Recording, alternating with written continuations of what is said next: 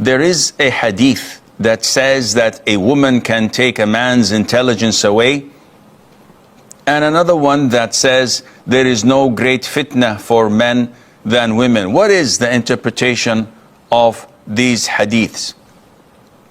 As for the hadith that we referred to in the beginning, the Prophet says, alayhi salatu wasalam, I have not seen any lacking in reason and religious commitment, but at the same time, more able to rob wisdom of the wise, except one of you women.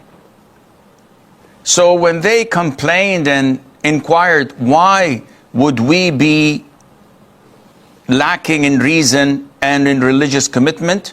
The Prophet ﷺ explained by saying, your lacking of reason is, Allah mentioned in the Qur'an that the testimony of one man is equal to 2 women.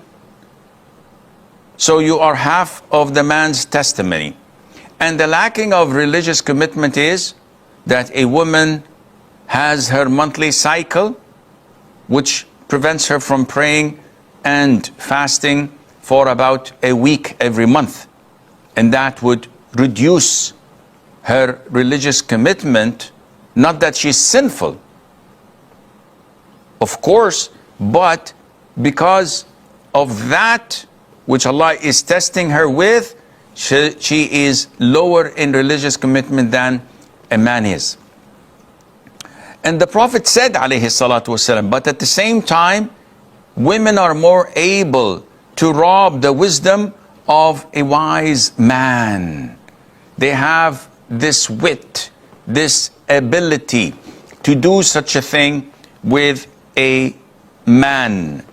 So what does this mean? It means that the Prophet ﷺ is highlighting to us the fitnah and the test which women impose upon men due to their nature, due to their character, due to what Allah has installed in men, where men are known to be fond of women. So women with their charm and their ways can deprive a wise man from his intellect, and they can play with him like children play with a toy. And we see this in real life.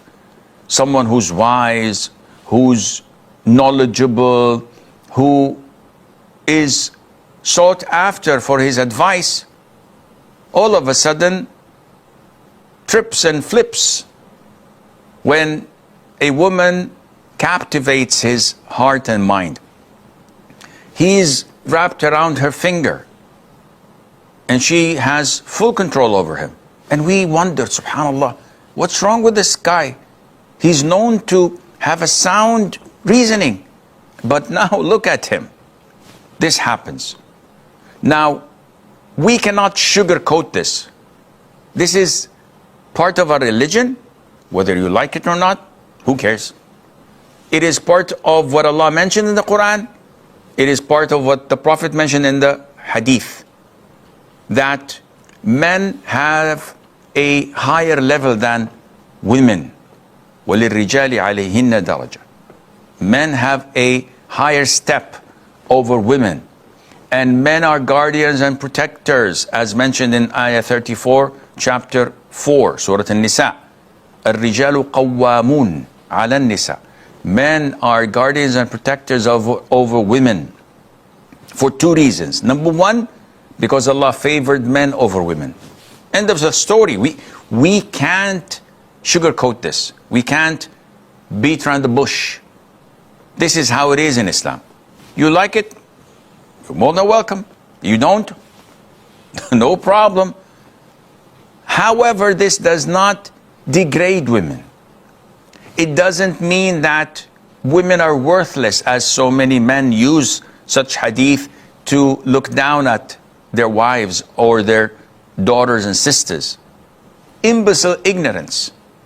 They do this all the time. This does not change the subject, that Allah Azza wa Jal had favored men over women. Nevertheless, the Prophet highlighted, alayhi salatu wassalam, the aspects that women lack some competencies when it comes to men.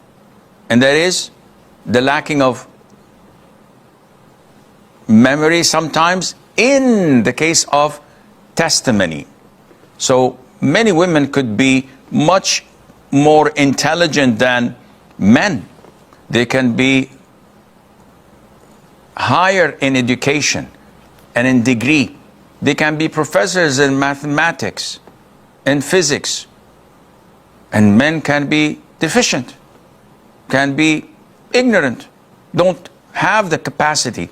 Yet what the Prophet was referring to, alayhi salam, was an aspect of Sharia which is related to testimony and being a witness over a specific thing. Likewise, their religious commitment, their inability to pray for 7 or 8 days a month or fast.